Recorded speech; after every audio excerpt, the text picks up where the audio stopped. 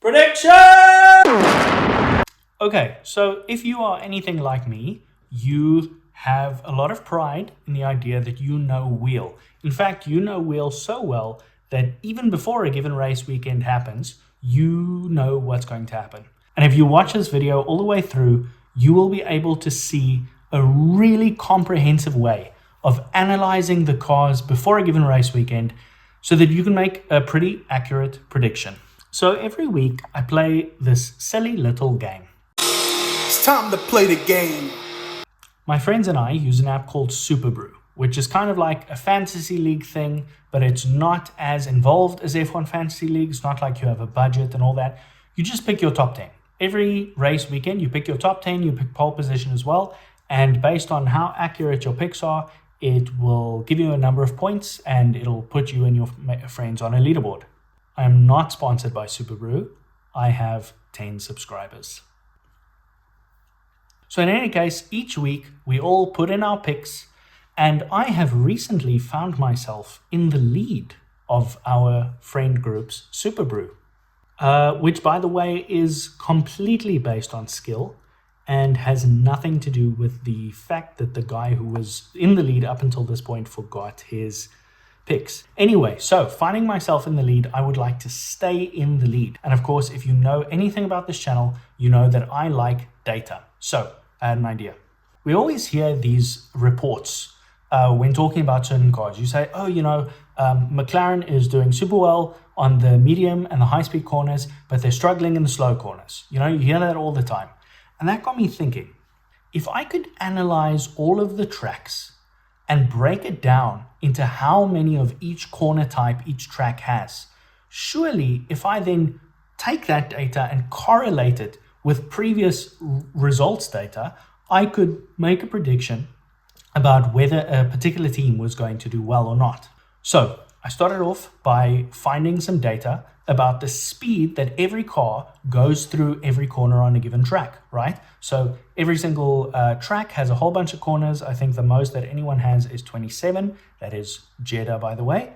And they can all be categorized, right? Slow, medium, or high-speed corners, depending on their speed. So the first thing I did was I went through every single track using the Tracing Insights data, and I categorized every single corner of every single track as either a slow speed, a medium speed, or a high-speed corner. Next up, I worked out a ratio. So basically for every track, I said, okay, cool. If for a given track, let's say, for example, it has 10 corners and 5 of those corners are slow corners, then obviously it's a 50% slow corner track. So I worked out a slow ratio, a medium ratio, and a high ratio for every single track to figure out basically which tracks have more slow corners, which tracks have more fast corners, whatever the case may be. So for every team, what I did was I took their highest finishing position at every race for the past year. So essentially, if for example in the Australian Grand Prix, McLaren finished 1 and 3, then for that race they would record a 1, because the 1 kind of represents like the ceiling of where their car's potential was. So you think the faster driver would be the one representing where the car could have been, what its pace is really. And then I built a graph. So what I'm going to do is I'm going to take that first bit of data, each track's ratio for its corners, slow ratio, medium ratio, high ratio. I'm going to rank those. So we're going to have a ranking of like the track that has the least number of slow corners all the way to the track that has the most number of slow corners. And then I'm going to map on top of that the position data for every team. And we're going to draw a line and we're going to see a correlation. I'm pretty sure we're going to see a correlation between these two things, and we'll be able to see, okay, if a track has more high-speed corners, then, Mercedes tends to do better, or whatever the case may be. Okay, so here is our data. So the first thing we're going to do is we're just going to go to the Las Vegas race, and we're going to check out that ratio. Okay, so we can see that the Las Vegas track is mostly slow corners, and essentially we want to figure out who is going to do the best in the slow corners. So we're going to sort this ascending by slow. Yeah, that's correct. Okay, cool. And then this is our graph. Now, basically, this is just test data. Nothing has been filled in yet. That R squared number, that's really what we're looking for. So for this to have been a success, we want this to be as close to 1 as possible. Basically, the number is between 0 and 1, and it is showing us how correlated these two figures are. So essentially, if it's really close to 1, that means that we got it. It's like the team performance can really be predicted by the corner type and their past results. And if it's close to 0, it means that the two things are completely not correlated, which would obviously be a failure. So what we need to do is just grab this. Let's add some chart data, and let's look at Red Bull, I guess. All right, and okay, what is this? Okay, 0.1. So okay, so for Red Bull it has no correlation. Let's look at Mercedes.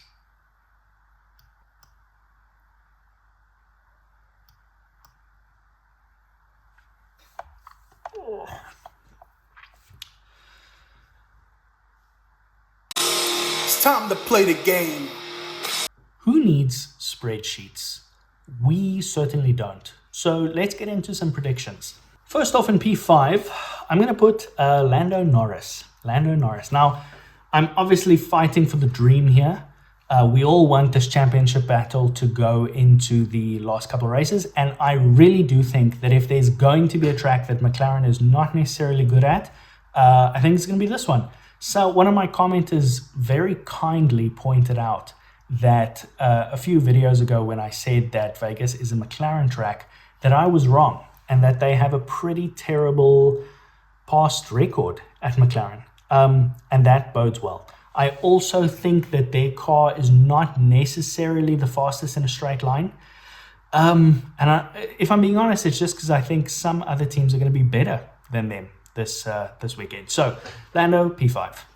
Then in P4, I'm going Oscar Piastri. The Oscar dream is not dead. The Oscar dream is still alive. I don't think that Oscar's going to put in some barnstorming performance and win the race. I don't think so. I don't think that the McLaren is going to be there. But I think that maybe he'll beat Lando. And let's hope that that happens and that opens the door to some more chat about championship back on. Because it would be very depressing if Lando won this race by 30 seconds and then we might as well just all go home. You know, who cares then? Next up, third place, George Russell. I think the Mercedes is going to be quick. I just think the Mercedes is going to be quick. And here's why. Cold temperatures, firstly and foremost. This is Las Vegas. At night, it's going to be chilly. The Mercedes tends to go really well when it is cold. In addition to that, the Mercedes is pretty quick. When I was doing all of that research and spreadsheet data, something I actually did notice is that Mercedes tended to have a really high top speed at most of the tracks. And of course, Vegas has that really sexy long straight. So I think that Mercedes will be quick. P2, I am going for Max Verstappen. The hope is alive. The hope is very much alive. I want Max to win, if I'm being honest. If I'm being really honest, I want Max to win and have the other McLarens, or have the McLaren score no points. That's what I want. I'm trying to be a little bit more realistic. I don't think the Red Bull is going to be the race-winning car. But I think Max is capable of a crazy performance, especially if the McLarens are not really fighting for that win. If anyone can pull together a P2, I think it's Max. And now, for my first hot take on this channel, based on his recent momentum, and based on the fact that I think he's going to have a quick car underneath him, I am predicting a first ever Grand Prix victory for Kimi Antonelli. I have been extremely impressed by Kimi Antonelli. I went on and on about this in my previous video, the post-race one for Brazil. And I just think Kimi has some momentum. I think he has some confidence. He has been pretty convincingly ahead of George for the past couple weekends, beating him on race pace. Let's not forget, in Brazil, he had P2 in every session. which speaks to a consistency rarely seen in rookie drivers. I think he's got some mojo. So I reckon he's going to be quicker than George again. I reckon he's going to get pole position and he's going to win the race. And it's going to be amazing. And we're all going to be talking about how Kimi Antonelli is like the next big thing. And it's going to be great. And because Max is in P2, we're going to maybe be talking championship back on. We're going to be talking about Oscar being ahead of Lando, which is also going to be championship back on. And it's going to be a great race. So thanks for watching. Put your predictions in the comments and see you next time. Cheers.